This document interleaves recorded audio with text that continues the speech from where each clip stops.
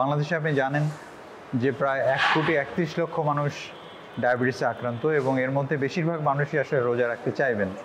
আমাদের চিকিৎসকদের দায়িত্ব হচ্ছে তার যে রোজাটা এটা যেন উনি নিরাপদে রাখতে পারেন, তার জন্য তার চিকিৎসায় যে মডিফিকেশান দরকার সেই মডিফিকেশানগুলো সুন্দরভাবে করে দেয়া, তার ওষুধের ডোজ অ্যাডজাস্টমেন্ট করে দেয়া, রোজার আগে থেকেই যেসব প্রস্তুতি নেওয়া দরকার সেই প্রস্তুতিগুলো নেওয়া। এবং মোদ্দা কথা হচ্ছে ডায়াবেটিস রুগীরা রোজা রাখতে পারবেন, বেশিরভাগ ডায়াবেটিস রুগী নিরাপদে রোজা রাখতে পারবেন। শুধুমাত্র কিছু কিছু ব্যতিক্রম রয়েছে। আমরা আসলে ডায়াবেটিস রুগীদের যে ক্লাসিফিকেশান এটা 3টা ভাগে আমরা গ্রেডিং করে থাকি। রিস্ক স্ট্র্যাটিফিকেশান, আমরা স্কোরিং সিস্টেম করে থাকি 0 থেকে 3 স্কোর, 3 থেকে 6 স্কোর এবং 6-এর বেশি রিস্ক স্কোরিং।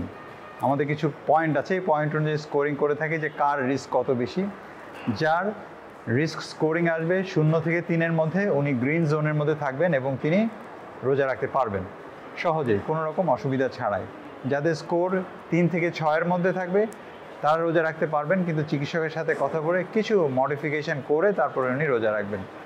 এবং যাদের স্কোরিং 6-এর বেশি থাকবে তারা রোজা রাখতে পারবেন, কিন্তু আমরা শুরুতেই তাদেরকে আমরা যেটা বলি যে আপনার রোজা রাখলে বিভিন্ন রকম রিস্ক রয়েছে, এই রিস্কগুলো আমরা তাদেরকে বলে দিই এবং তাদের রোজা রাখার ব্যাপারে বিধিনিষেধ রয়েছে, কিন্তু রিস্কগুলো তাদেরকে আমরা সরাসরি আমরা বলি না আপনি রোজা রাখতে পারবেন না, কিন্তু তাকে আমরা রিস্কগুলো ডিক্লেয়ার করে দিই। এই সমস্যা থাকলে, যেমন হচ্ছে কারো যদি কিডনি ফেইলার থাকে তার জন্য রোজা রাখা খুব ডিফিকাল্ট, স্পেশালি কিডনির ফাংশন জিএফআর যদি 30%-এর নিচে নেমে যায় অথবা কেউ যদি ডায়ালাইসিসে চলে যায় সেক্ষেত্রে কিন্তু রোজা রাখা তার জন্য খুবই সমস্যা।